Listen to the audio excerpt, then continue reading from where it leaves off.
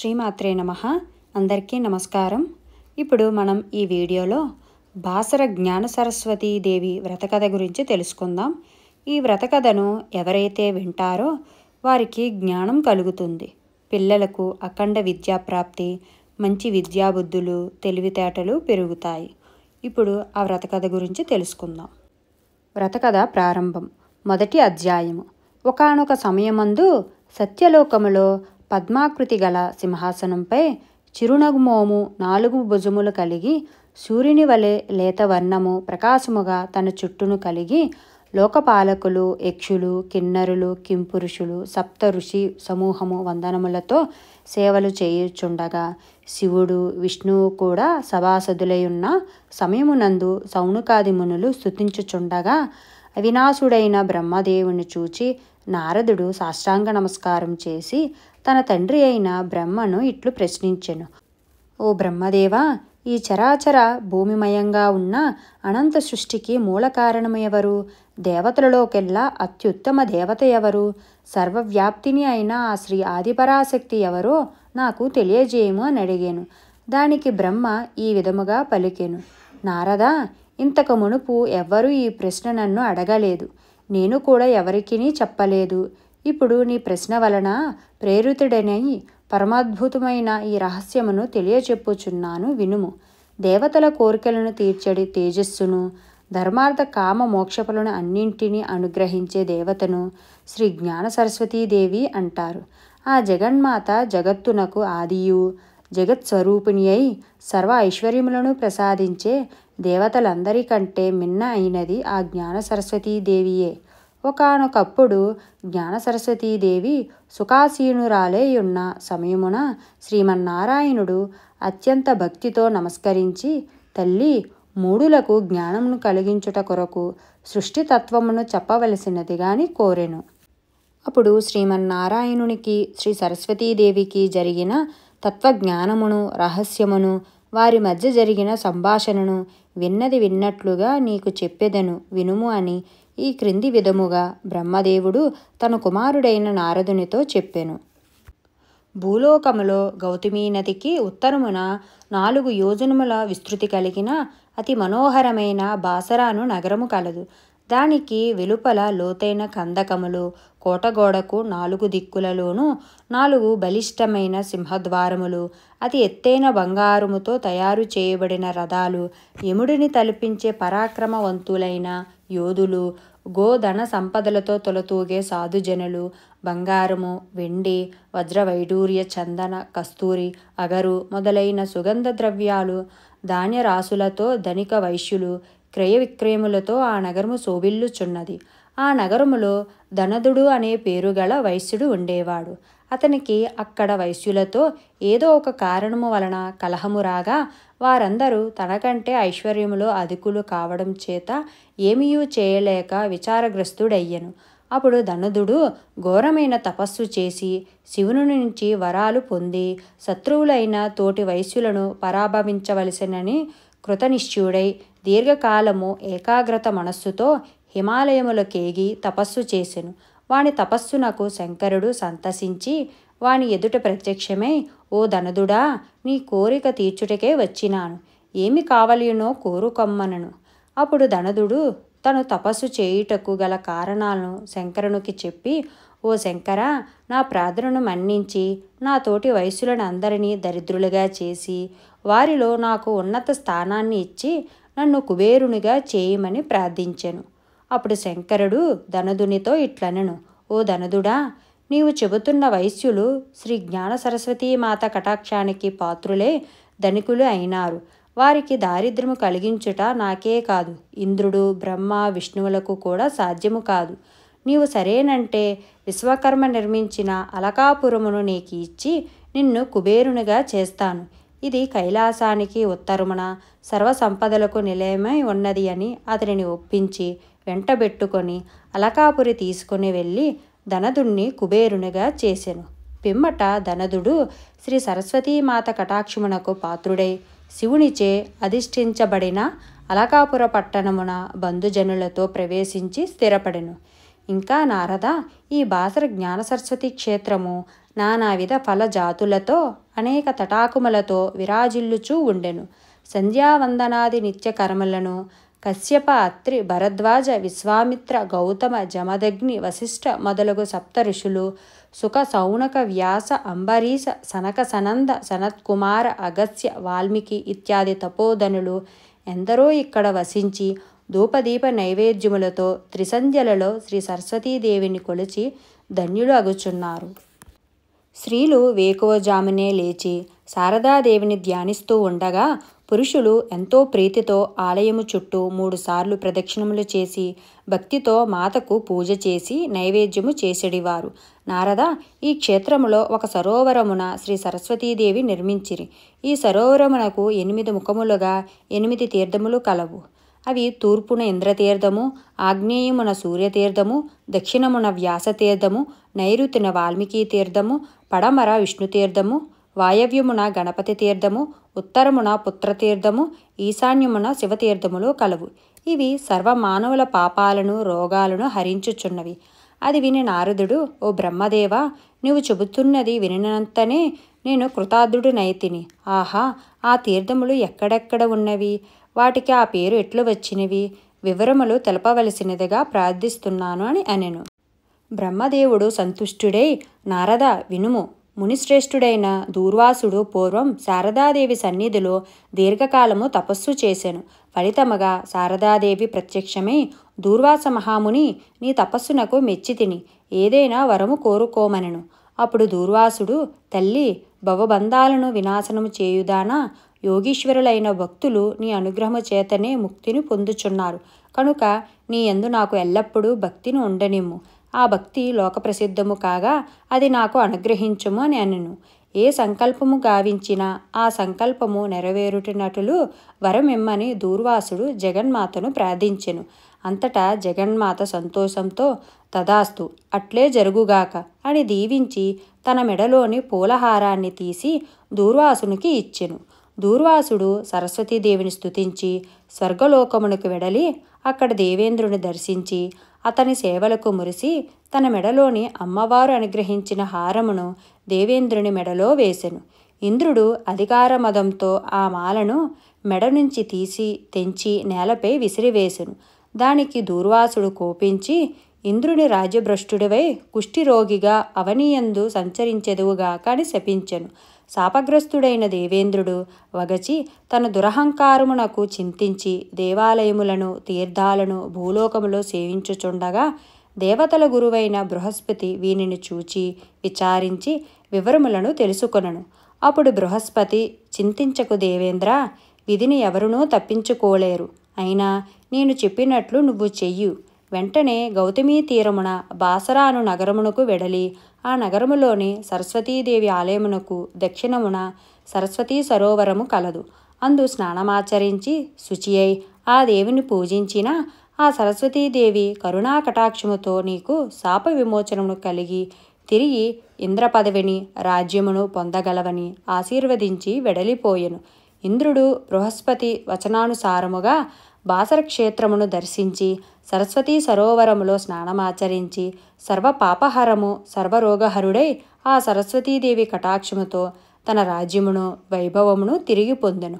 అప్పటి నుండి దీనికి ఇంద్రతీర్థము అని పేరు వచ్చినది. మొదటి అధ్యాయము సమాప్తము. రెండవ అధ్యాయము. బ్రహ్మదేవుడు నారదునితో ఇలా పలుకుచున్నాడు. ఓ నారదా, సమస్తమైన కోర్కెలను తీర్చేది, శుభకరమైనది, రోగాల పాలిట మహా ఔషధము అయిన సూర్యతీర్థము గురించి చెప్పెదను, శ్రద్ధగా వినమనెను.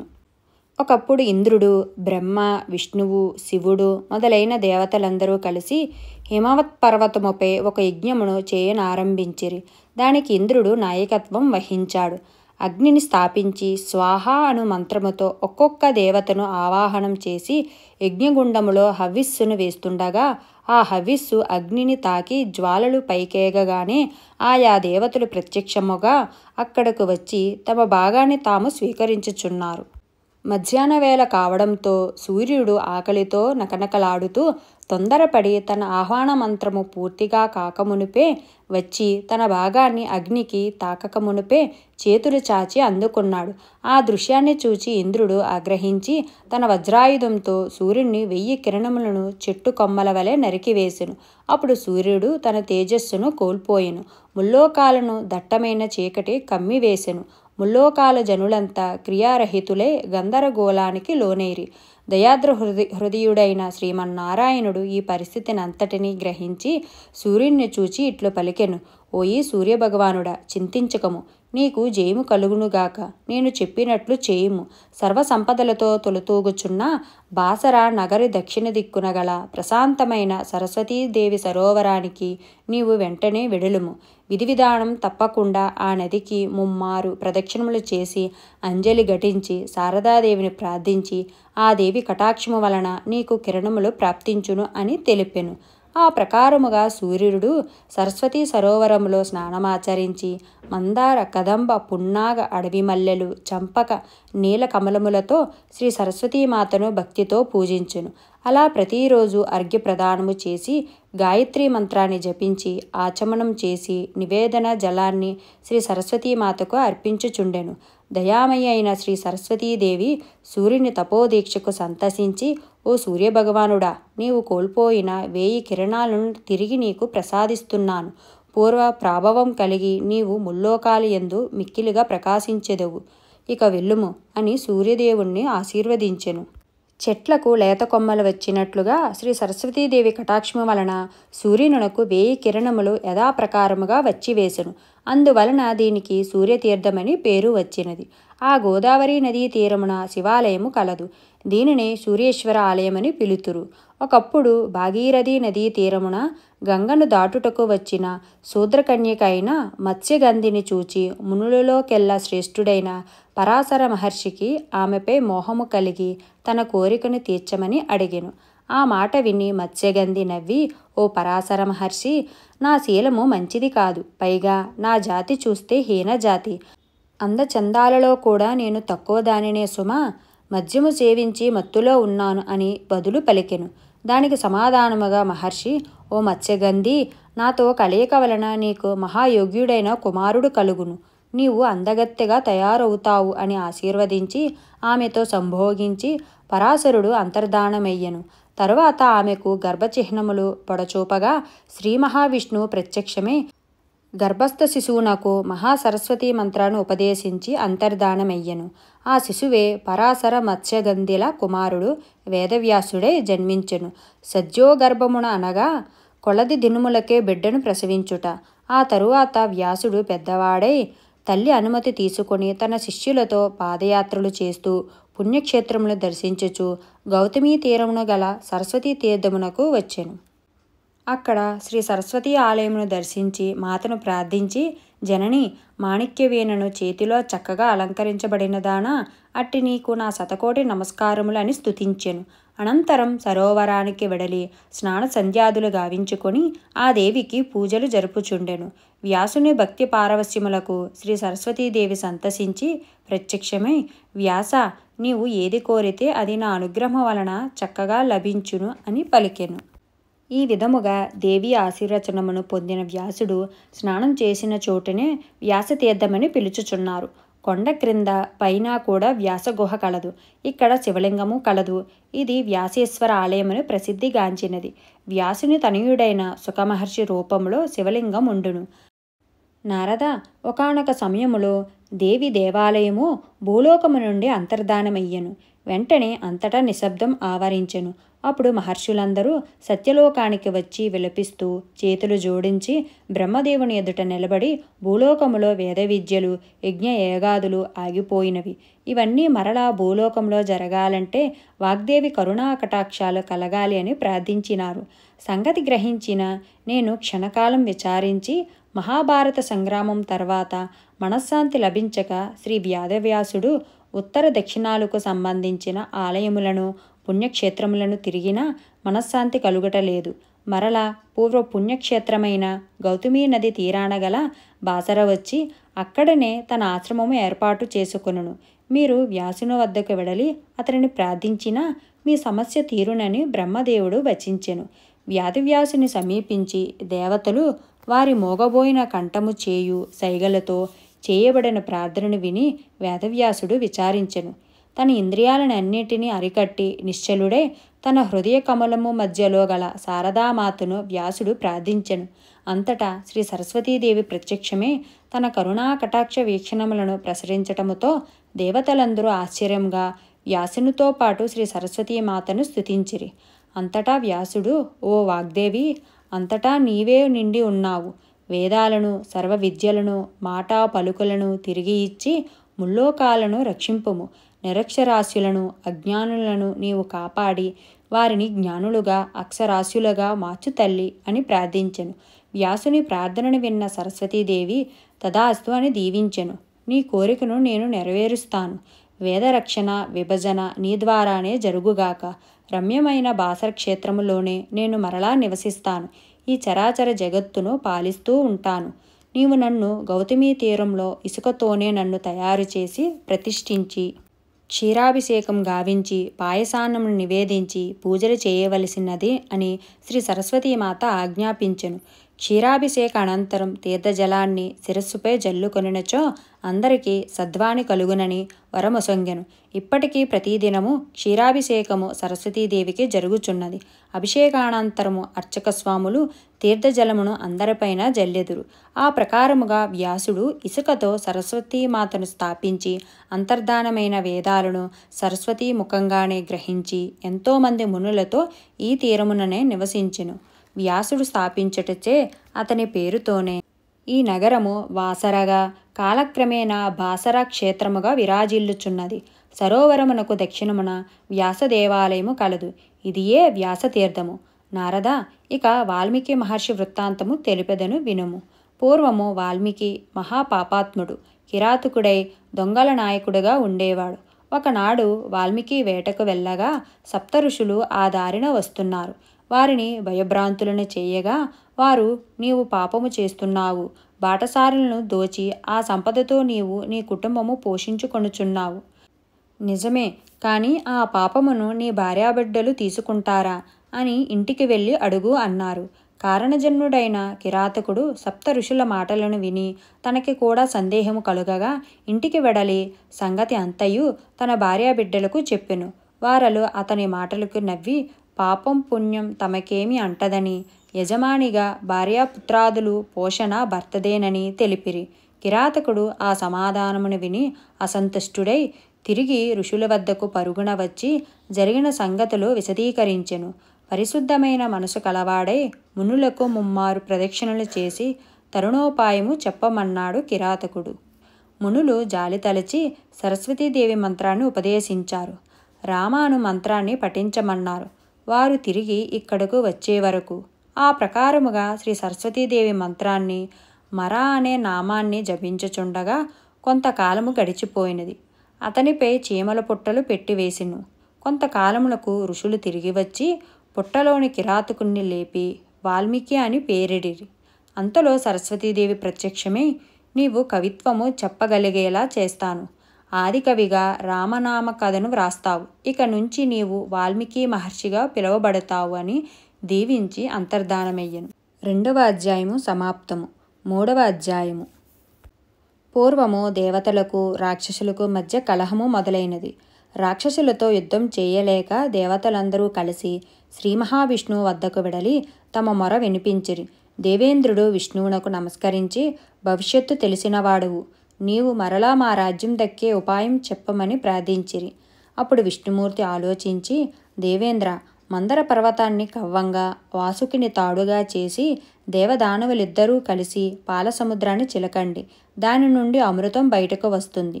దానిని మీరు సేవిస్తే అమరులై రాక్షసులను జయించెదురని చెప్పి విష్ణు భగవానుడు అంతర్ధానమయ్యను. ఆ ప్రకారముగా దేవదానవులు పాలసముద్రాన్ని చిలకగా మొదటగా మద్యం, తరువాత కాలకూట విషం, అమృతం, కామధేనువు, చింతామణి, కల్పవృక్షము, ధన్వంతరి, చంద్రుడు మొదలగువారు ఉద్భవించిరి. మద్యాన్ని రాక్షసులు, కాలకూటాన్ని శంకరుడు, అమృతాన్ని దేవతలు, చింతామణిని ఇంద్రుడు, చంద్రుణ్ణి శివుడు, లక్ష్మీదేవిని విష్ణువు స్వీకరించిరి. అప్పుడు శ్రీ మహావిష్ణువు జగన్మోహిని అవతారమును దాల్చి దేవతలను రాక్షసులను ఇరువైపులా కూర్చోమని చెప్పి అమృతమును ముందుగా దేవతలకు పంచిపెట్టెను. ఇది గ్రహించి రాక్షసుల్లో ఒకడు అమృతము తనదాకా రాదని దేవతల వరుసలో కూర్చొని అమృతమును సేవించెను. సంగతి గ్రహించిన సూర్యచంద్రులు ఆ విషయమును విష్ణుమూర్తికి తెలుపగా విష్ణువు ఆ రాక్షసుని తలను నరికి మొండెమును వేరు చేసెను. అమృతమును తాగుట వలన వారిరువురూ కూడా అమరులై రాహుకేతువులను నామములతో నవగ్రహముల వరుసలో ఉండిరి. సూర్యచంద్రుల వలన తన దేహము రెండుగా చీలినదని కోపంతో రాహుకేతువులు సూర్యచంద్రులను మృంగుదురు. ఆ సమయముననే మనకు సూర్యచంద్రగ్రహణములు కలుగును. కొంతసేపటికి వారిని రాహుకేతువులు విడిచిపెట్టెదురు. సరస్వతీదేవిని ప్రార్థించుట వలన ఆమె సలహాపై శ్రీ మహావిష్ణువు జగన్మోహిని రూపమును ధరించి దేవతలకు అమృతమును పంచి వారలను చిరంజీవులుగా చేసెను. ఆనాటి నుంచి శ్రీ మహావిష్ణువు ముక్కోటి దేవతలు సరస్వతీ నదిలో స్నానమాచరించి శ్రీ సరస్వతీదేవిని ఉపాసించుచున్నారు. ఈ క్షేత్రము శ్రీ వెంకటేశ్వర స్వామి ఆలయము వద్ద కలదు. మరలా బ్రహ్మదేవుడు నారదునితో గణేశుని గూర్చి ఈ విధముగా తెలిపెను. ఒకనాడు పార్వతీ పరమేశ్వరులు ముద్దుబిడ్డడైన గణేశుడు తల్లిదండ్రులకు నమస్కరించి, ఓ దేవదేవా సర్వేశ్వర, పూజలందుకొనడానికి నేను దేవతలలో ప్రథముడను కావాలని ఉన్నది. నా కోరిక తీరాలంటే నేను ఏ శక్తిని పూజించాలి అని ప్రశ్నించెను. అంత శంకరుడు సంతసించి, కుమారా, నీ కోరిక అమోఘము, అద్వితీయము. ఆ కోరిక నెరవేరాలంటే భూలోకములో గోదావరి నదీ తీరములో బాసర అను పుణ్యక్షేత్రము కలదు. అచట సరస్వతీ నది అను సరోవరము కలదు. దాని చెంతనే జగన్మాత శారదాదేవి అయిన శ్రీ సరస్వతీదేవి ఆలయము కలదు. నీవు అక్కడికి వెళ్ళి ఆ సరోవరములో స్నానమాచరించి సంధ్యావందనాది నిత్యకర్మలాచరించి సమస్త పూజలను చేసి అమ్మ కటాక్షమును పొందగలిగితే నీ కోరిక తప్పక నెరవేరునని తెలిపెను. ఆ ప్రకారముగా ఆ శంకరుని ఆనతిపై గణేశుడు భూలోకమునకు వచ్చి సరస్వతీ నదిలో స్నానమాచరించి శ్రీ సరస్వతీమాతను అకుంఠిత దీక్షతో సేవించుచుండెను. అలా కొంతకాలము గడిచిపోయినది. మాణిక్య కాంతులతో కూడిన మండపములో 4 చేతులు 3 కళ్ళతో ఉన్న సరస్వతీదేవి ప్రత్యక్షమే గజానుని ఆశీర్వదించి, గజానన, నీ కోరిక ఏమి? నీ తపస్సునకు ప్రతిఫలంగా నీ కోరిక అయిన గణాధ్యక్ష పదవిని ఈ రోజు నుంచి నీకు ఇచ్చెదను. సంసార భయమును హరించి ఐం హ్రీం శ్రీం క్లీం సౌ అను ప్రణవముతో పంచభూతములు నీ ఆధీనంలోనే ఉండును. నీ ధ్యానము చేత పవిత్రమైన మనస్సు గలవారు నీ పూజను నా పూజను వ్రతముగా ఆచరించువారు నేటి నుంచి ధన కనక వస్తు వాహనములతో సకల ఐశ్వర్యములతో తులతూగుగలరు అని గణేశుణ్ణి ఆశీర్వదించెను. మూఢమతులు అజ్ఞానులు ఈ బొర్ర గణేష్ ఆలయమును దర్శించి జ్ఞానవంతులు కాగలరు. నారద, ఇంకా వినుము అని బ్రహ్మదేవుడు చెప్పుచుండెను. ఒకానొకప్పుడు అయోధ్య రాజ్యాన్ని దశరథుడు పరిపాలించుచుండెను. తన కులగురువైన వశిష్ఠుడు రాగా అతనికి దశరథుడు సాష్టాంగ నమస్కారము చేసెను. అప్పుడు వశిష్ఠుడు, రాజా, నీ కోరిక ఏమిటి అని అడిగాను. స్వామి, అపుత్రస్య గతిర్నాస్తి అన్నారుగా పెద్దలు. నాకా ఇంతవరకు సంతానము లేదు.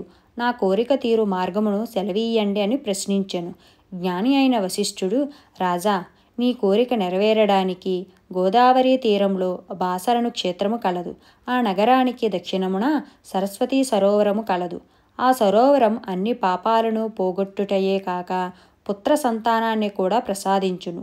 నీవు అచటనే గల శ్రీ సరస్వతీదేవిని పూజించి యజ్ఞమును చేసిన ఎడల నీ కోరిక నెరవేరగలదు అని పలికెను. ఆ ప్రకారముగా దశరథుడు బాసర క్షేత్రమును చేరి సరస్వతీ సరోవరములో తన భార్యలైన కౌసల్య, సుమిత్ర, కైకేయులతో స్నానములు ఆచరించి ఆ జగన్మాతను పూజించుచు అగ్నిదేవుణ్ణి పూజించి ఒక యజ్ఞమును చేసి భేదసాధులకు గోదాన, భూదాన, బంగారు మొదలుగా దాన ధర్మములు చేయుచుండెను. అప్పుడు సరస్వతీదేవి దర్శనము కలిగి, రాజా, నీ కోరిక త్వరలోనే నెరవేరును అని ఆశీర్వదించి పంపివేశును. ఒకనాడు అగ్నిదేవుడు సరస్వతీదేవి ఆజ్ఞను అనుసరించి ఒక రత్న పాత్రలో పాయసాన్ని ఉంచి దశరథునికి ఇచ్చి దీనిని నీ భార్యలకు పంచమని ఆజ్ఞాపించెను. ఆ పాయసాన్ని దశరథుడు కౌసల్య, కైకేయులకు సమంగా ఇచ్చి పంపగా వారిద్దరూ తమ తమ భాగాలలో సగం చొప్పున తీసి సుమిత్రకు ఇచ్చారు. సరస్వతీదేవి అనుగ్రహం వలన ఆ ముగ్గురు గర్భవతులయ్యారు. దేవి నుండి ఆజ్ఞను గైకొని దశరథుడు భార్యలతో సహా అయోధ్యకు తిరిగి వెళ్ళెను. కొంతకాలమునకు కౌసల్యకు శ్రీరాముడు, కైకేయికి భరతుడు, సుమిత్రకు లక్ష్మణ శత్రుఘ్నులు జన్మించిరి. యాగ సంరక్షణార్థమును మిషతో విశ్వామిత్రుని వెంట వెళ్ళిన రాముడు తాటకిని చంపి గౌతమాశ్రమును అహల్యను పవిత్రురాలిగా చేసెను. పిమ్మట శివధనుస్సును విరచి సీతను పెండ్లియాడెను. పరశురామ గర్వభంగమనరించిన అయోధ్యకు వెళ్ళి కొంతకాలము సీతతో నివసించెను. తండ్రి ఆజ్ఞను పురస్కరించుకొని సీతా లక్ష్మణులతో కలిసి అరణ్యములకేగి కొంతకాలము భరద్వాజుని ఆశ్రమంలో నివసించెను. ఆ అడవిలో శబరి రామలక్ష్మణులను పూజించెను.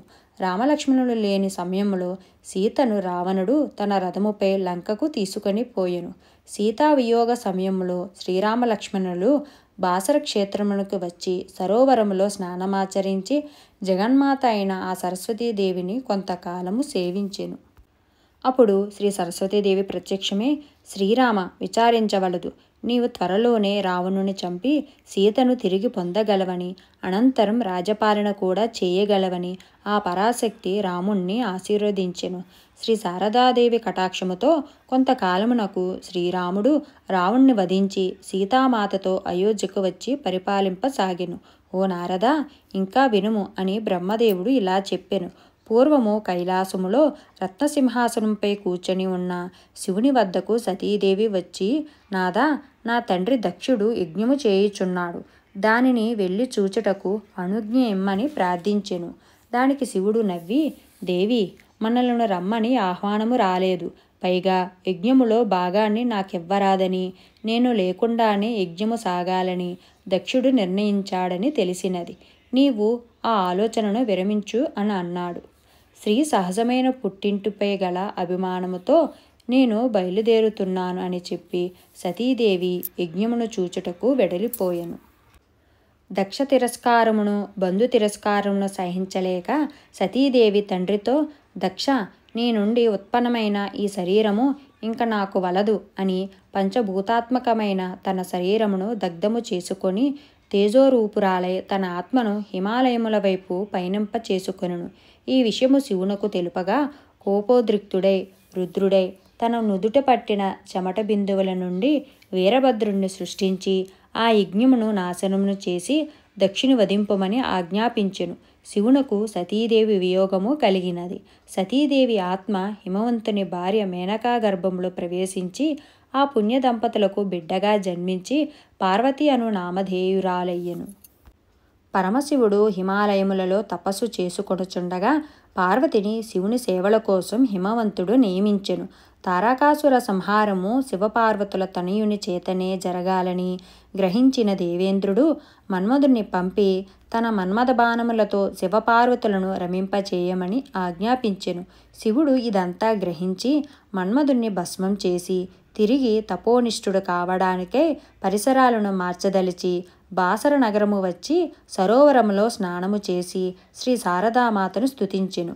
శివుని సాష్టాంగ నమస్కారమునకు జగన్మాత కనికరించి, పరమశివ, నీ మనసులో ఏ కోరిక ఉన్నదో అది ప్రసాదముగా తప్పక నెరవేరగలదు. నీకు త్వరలోనే వివాహము జరుగుతుంది. దైవకార్య నిమిత్తమే నీకొక కుమారుడు జన్మించును అని ఆశీర్వదించి పంపివేశెను. 3వ అధ్యాయము సమాప్తము. 4వ అధ్యాయము. మరలా బ్రహ్మదేవుడు చెప్పుచున్నాడు. పూర్వము తారకాసురుడు అను రాక్షసుడు దేవతలను బాధపెట్టుచుండెను. దేవతలకు ప్రభువైన ఇంద్రుడు శారదాదేవిని శరణుజొచ్చి తమ బాధలను విన్నవించుకొనెను. అప్పుడు శారదాదేవి, దేవేంద్ర, తారకాసురుని ఒక శివపార్వతులకు జననించిన కుమారుడే చంపగలడు. కానీ శివుని వలన భస్మమైపోయాడు మన్మధుడు. శారదాదేవి భస్మమైపోయిన మన్మధుణ్ణి స్మరించగానే మన్మధుడు ప్రత్యక్షమై, శారదామాత, ఏమి ఆజ్ఞ అంటూ నమస్కరించెను. అప్పుడు శారదాదేవి జరగవలసిన విషయముల గూర్చి చెప్పి, నీవు హిమవంతుని కుమార్తె అయిన పార్వతిని తపస్సు చేసుకొనుచున్న శివుణ్ణి ఏకం చేయాలి. నీ మన్మథ బాణాలతో వారికి కలిగే కుమారుని ద్వారా తారకాసురుడు వధించబడాలి. ఇది నా ఆజ్ఞగా పాటింపుము అని శాసించెను. అలా శివపార్వతుల పరిణయం జరిగింది.